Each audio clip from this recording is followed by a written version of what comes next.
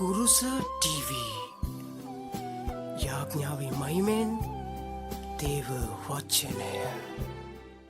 போன்ற சின்னஞ்சிறார்களே, நாம் ஒவ்வொருவரும் தாயின் கற்பத்திலிருந்து வெளிப்படும் முன்னே அவரால் பரிசுத்தம் பண்ணப்பட்டவர்கள்.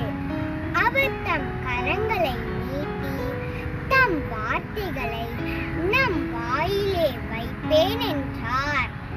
எனவே அச்சமின்றி மகிழ்ந்து அவருக்குள் களி கூறுவோம்.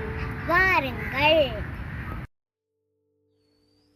කුරුස TV අප සමග එකතු වන්න.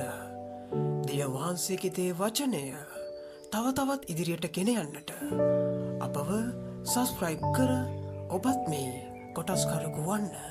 ජේසු පීටයි.